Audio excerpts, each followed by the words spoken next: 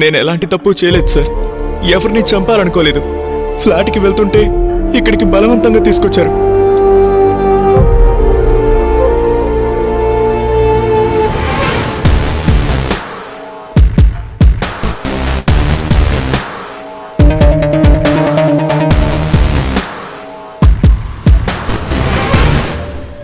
So నా అంచనా తప్పలేదన్నమాట.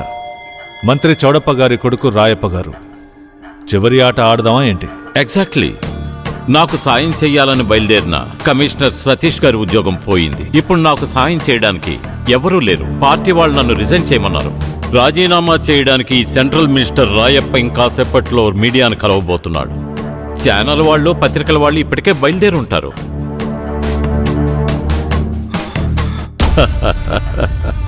కానీ నా రాజీనామాని కవర్ చేయాలని వచ్చే మీడియా ఫ్రెండ్స్కి నేను సర్ప్రైజ్ ఇవ్వబోతున్నాను. ఛానల్ వాళ్లకు హాట్ న్యూస్. ఇంట్లోకి జొరబడి ఈ రాయప్పని హత్య చేయబోయిన వ్యక్తిని ఆఫీసర్ రాజీవ్ చాకచక్యంగా ఎన్కౌంటర్ చేశాడు. కానీ దురదృష్టవశాత్తు అవతల వ్యక్తి కాల్పుల్లో రాజీవ్ కూడా చనిపోయాడు.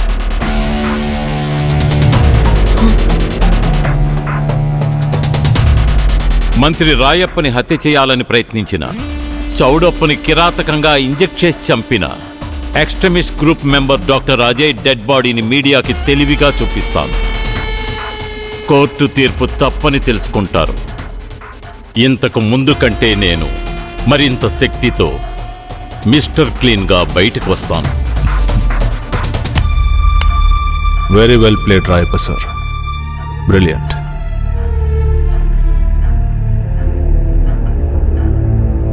ఏదేవైనా ఒక విషయంలో సంతోషంగా ఉంది. చౌడప్ప గారిని చంపింది ఎవరనేది కరెక్ట్గా కనిపెట్టేశారు. అవును రాయప్ప గారు, మీ నాన్నగారు న్యాచురల్గా హార్ట్అటాక్ వచ్చి చావలేదు. ఆయనకి డ్రగ్ ఇంజెక్ట్ చేసి చాలా భయంకరంగా ఆయన్ని హత్య చేశారు.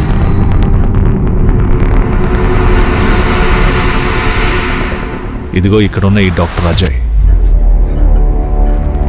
సార్, నేను ఎలాంటి తప్పు చేయలేదు. ఎవరిని చంపాలనుకోలేదు. వీడే సార్ మీ నాన్నని చంపింది. సార్, నిజంగా నేను ఆయన్ని చంపలేదు సార్. ప్రమాదపూర్తిగా మంత్రి గారిని చంపింది నేను కాదు సార్. నేను కాదు.